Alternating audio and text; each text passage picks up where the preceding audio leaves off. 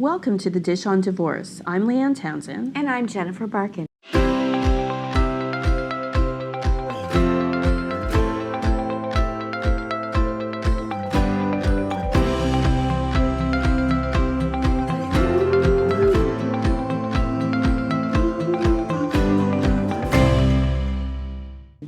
Today we're talking about a topic that comes up all the time.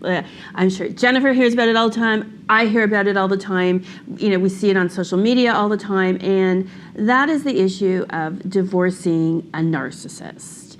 So I find, I would say 80%, of the people that come to see me as a client or prospective client say that their ex is a narcissist. Do you find that as well? I hear it all the time. All the time.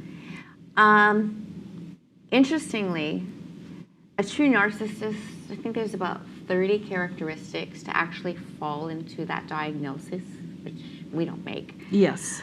But most people do have a few tendencies of a narcissist. But when I do hear the stories, yep, there's some narcissistic tendencies, but generally not a full-blown narcissist. Saying that, those narcissistic tendencies and qualities that are presenting make things very difficult for people. They definitely do. And, you know, if I usually find out very quickly what the other party is like, just in terms of my initial dealings with them. I can get a sense of whether I think, you know, what level of narcissistic tendencies they may or may not have.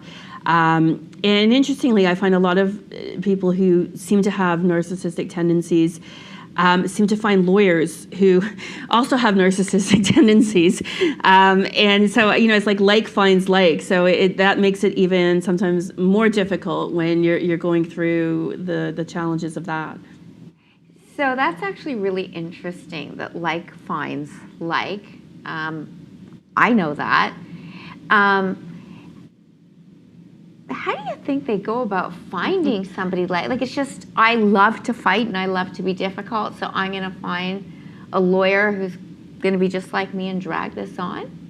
I mean, you wonder how they find those lawyers, and whether they just, you know, ask around or how they find them. But it just seems to me like they often do. You know, a lot of lawyers are, you know, seem to be similar in style to their clients, and that's what makes it, you know, as you say, a big challenge, because when someone, you know, is divorcing from or separating from someone who has a lot of narcissistic tendencies, I personally find that I have to be mindful of that in the approach and the strategy I use. And so I'm wondering with you, if you have a couple come to see you and they want you to mediate, and you're seeing these narcissistic tendencies in one of the parties, how do you deal with that in a mediation situation? Okay. So in mediation, I have to be neutral. Right. Right?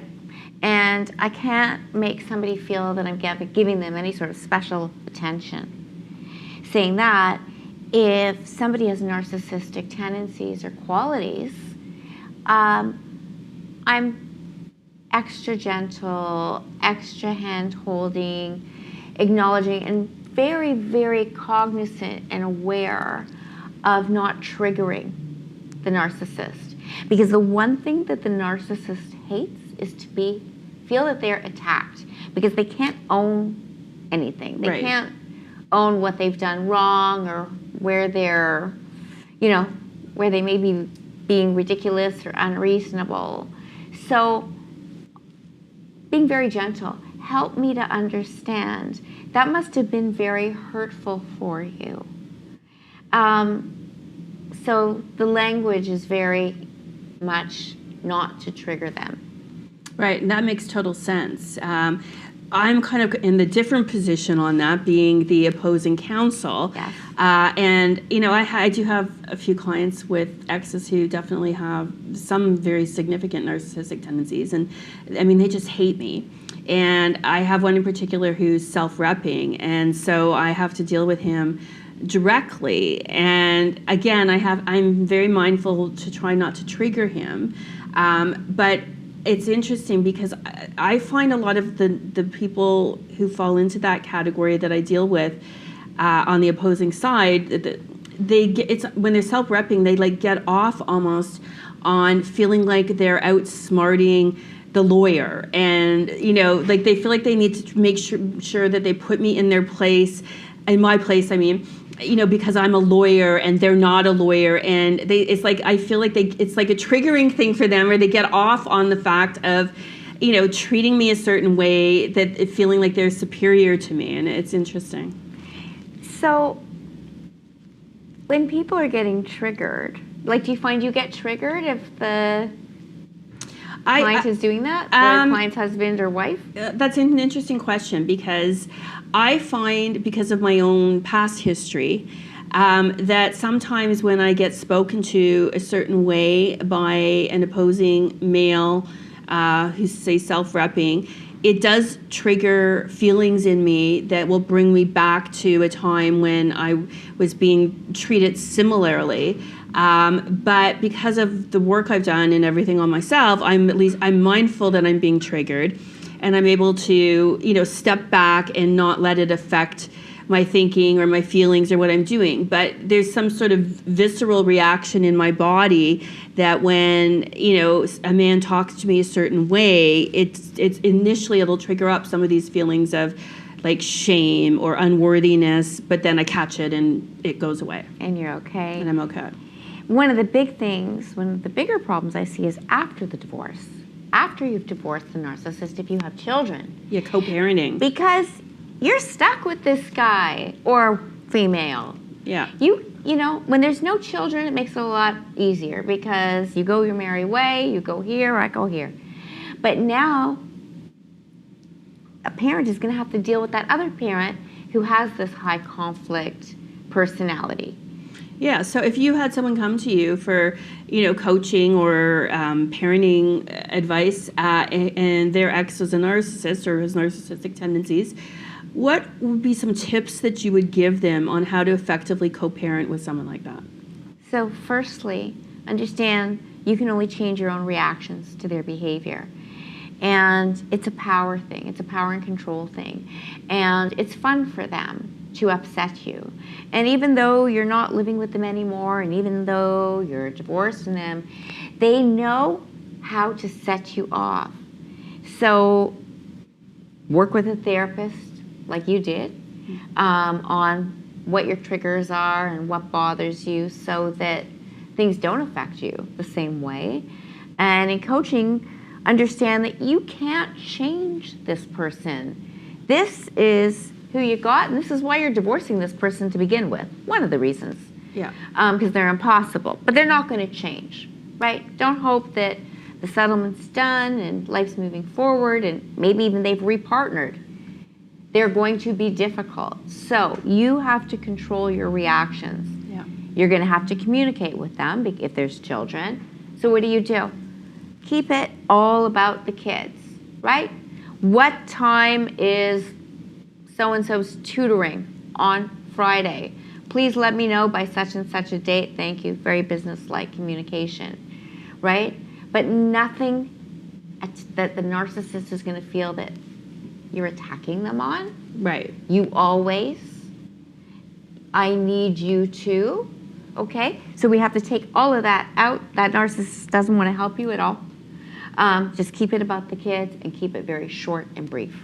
Yeah, I agree with that. And I think the only thing I would add as well is just boundaries. It's really important to have firm boundaries with a narcissist. And, I know, because I would say this to people, and I get people saying this to me, is that, he or she is not going to listen to any boundaries. But if you start putting them in place and you stick to them, eventually the narcissistic person will. They'll test them, and they'll push hard, and they'll do everything they can. But if you stay firm and keep them on that short leash, they will fall into place. And so, boundaries are really important. And I like how you mentioned, your reaction, because that is, as you said, that's the only thing that you can control. And, I think that a lot of people who are in a relationship with someone like that, they don't take ownership of their own role in the conflict. And that's something that I even have learned myself, is that there's a certain dance that goes on, where if someone who's like that says something to me that triggers me, and then I react exactly the way they wanted me to react, and then they and then it escalates and escalates, and as soon as you stop giving them that reaction, that behavior does start to change. Takes a long time, yes, though. It takes does, a long but it will happen. time. But it does happen. Eventually. I do find that the boundaries are important, but if only, for your own mental health and for your own sanity. But that narcissist is going to try to cross them, and then they work the other way. They'll hate you for them, too. Well, that's where I'm going with it. So now you have the boundaries, so they may be stepping back, but they're going to come up with some other nonsense on how to get you riled up or bother you in another way. So I think a lot is just understanding you're not changing them. This is who they are, right? But don't give them the satisfaction that they want by reacting. Yeah, for if sure. If you can switch it and say, you know what? Like, I'm really bugging this person right now because I'm not reacting. Have a little fun with it. Why not? No, exactly. For sure. Why not? When people are co-parenting with a narcissist or someone with narcissistic, I don't like to throw that word out because I'm not, as you said at the beginning, we can't diagnose people. We're not psychologists. But, I'll use that term to refer to someone who's maybe showing narcissistic tendencies. It's a lifelong battle, really. And so I think at some point people need to come to terms with, the tools that they're going to use to manage it, and have unfortunately probably as little engagement with them as possible. As you mentioned, it should just be about the children, and, keep that as much to a minimum as possible, because the one thing that's for sure is you can't change someone like that. You can't change them, and they always have to be right. So what are you doing if you're arguing with somebody?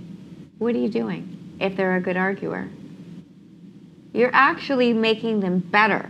You're giving them a platform to practice, right? So if you just shut it down, it's better because you can't win. No, well, and that's what I tell clients, like from the court standpoint and whatnot, is you have to pick your battles. So you decide what are the most important things that you want, and those are the things we're going to focus on, and then you can throw the other party some bones that make him or her think that they're winning because they're getting these things, but and they don't have to know that they were things that perhaps weren't as important to you, to begin with. And the other thing I find, in terms of engaging in the dialogue with someone who is a narcissist, is they always have to have the last word. So if you keep responding to them, they'll just keep responding. Like even if it goes on for 5 hours, until 4 a.m, they will keep responding. So it's not about having the last word. It's not about winning. It's about, what is it that you want, and are you getting what you want? And if they need to have the last word, take your ego out of it. You can let them think they won. It doesn't matter because they're going to think they won regardless whether they did or didn't. So let them think they did, and take your ego out of it, and, use that kind of strategy when you're dealing with them. I think that's really important. Take your ego out of it, right? Because at the end of the day, if you get some peace here, you actually won. Yeah, exactly. So who cares who got the last word? Yeah. That's sort of childish. Yeah. It's a matter of how am I going to make this work? Because I'm stuck having to make it work. Oh, exactly. Now, do you think we have more narcissists nowadays? Like years ago, you never really heard this term. I'd never heard of it. I'd never heard of narcissistic abuse. I mean, it is, I think, a form of emotional abuse, which I had heard of. But you just didn't hear this term, and it's very popular now on social media. It's a big part of almost like our modern culture. And do you think and again, I'm not asking you for a psychological opinion here, but just as Jennifer Barkin out there in the world dealing with this kind of stuff, do you think there's more of them nowadays, or do you think we're overusing the word, or what do you think? I don't believe that there's more of them. I think that people's roles within marriage and relationships have changed. So whereas somebody who had to have their way historically, in certain times, let's say in the 50s, where women stayed home and men made money, so men had more say in the relationship. Maybe those men were narcissistic too in some ways, but it wasn't out there. We didn't have this Google. We didn't have social media. We didn't have all of these self-help books, right? So I think it's really come into media attention, but that doesn't mean that more of it exists. Yeah, I agree with that. I don't think there's more of it, although I don't know. The only thing I would argue is I feel like we are in a society now where people are more selfish, and it's me, me, me, I'm entitled. And, those tend to be qualities of people who are narcissistic. So I don't know if maybe like the society that we've created and that we're in maybe is turning out more people who have those tendencies just because of the way we are now. I'm going to put something out there which isn't going to be very popular. I'm sorry. The term, for example, self-care. In some ways, right, that's a me, me, me, me, me, me, me. Yeah. I do agree there's a need for self-care. You work hard. You want to go see a friend. That's a form of self-care. Whether you want to get a manicure, whatever. But there's this over-talk and push of this self-care. And sometimes, if you want to think of self-care and narcissism, isn't there something to be said for doing some charitable work, giving to others, getting out of yourself for a second, and maybe you'll feel better too that way. No, I totally agree with you. I mean, I think self-care is, as someone who probably doesn't do as much self-care as I should, so maybe I'm not the best person to be talking about this, but I personally believe in sacrifice at times. As a mom, there's things I've done. I don't want to use the word sacrifice, but I've sacrificed myself for my children because it's something I want to do. But I feel like in society nowadays, there isn't as much of sacrificing your short-term, having short-term pain for long-term gain, or things like that. As you mentioned, doing charity work or doing something just to be kind or to be nice with no benefit to you at all. And we hear, constantly in social media, it's, women in particular. I don't really hear men talking about self-care. It's interesting. I don't. I only hear women talking about it. And there's lots of men out there who work very, very hard in their jobs that they might hate. And they grind away and they come home and then they're dealing with, they're with their kids in the evening and they get up the next day and they do it all over again. There's lots of single dads out there nowadays, and I don't hear men talking about self-care. Yeah. Do men not need it? Are they biologically different? No. Well, they are biologically different. I don't have to teach that lesson. But no, I think just humans, we all need something for ourselves. So why don't they go on and on about it? Or why don't we hear about men? Because it's whining. I'm out here on a walk doing my self-care. I've had a rough day. Why don't we hear men going on about it the way women do? I would say gender roles and expectations from a very young age, from childhood. Men, this is what you grow up, you go to work, you do this. This is just how it is. And you're tough, right? Where women are allowed still to need a little more coddling, and you would see it in the raising of children from a young age. Right. You fell down, buddy, you're going to be okay. Little girl falls down, oh, you need mommy kiss the boo-boo better. Just treating boys and girls were treated differently. Yeah, but I mean, and it's interesting because again, as I say, I do think we all need self-care. We don't want to get burned out, and right. All of that's important. But I find, going back to the narcissist topic, we hear this emphasis on self-care and self-love, and of course we do need to have self-love. We need to love ourselves first. All of that is true. but selfie. Like it's just everything self. And that's my point with all of this self. And I think the more we concentrate just on us and not on the others around us, and as you said, like doing kind things, even just being in a drive-through and buying a coffee for the car, if you can, behind you. Yeah. You know, just things that, little tiny things that make people's day, that'll make you feel good. I just find all this me to be very narcissistic. Yeah, and I do think it is like more of a phenomena of our current times, you know. I do think there just is, people are more entitled. You know, I hate to say, there's lots of great young people out there. I know I have, you know, lots of them, my own children. You know, I'm biased, but, you know, I don't think that they behave like entitled, you know, selfish people. But I do come across, you know, in like life, even in, you know, in the workplace, even where I sometimes notice a difference between how maybe some of younger lawyers think at that stage in their career than I did. Like you want me as an articling student to go photocopy? Okay, I'll go photocopy. You want me to do this? All right, yeah, no, I'm paying my dues. And whereas nowadays, I find there's a lot of people that feel that they're above doing certain things, and it kind of comes into this entitlement thing that I think is just more common generally nowadays.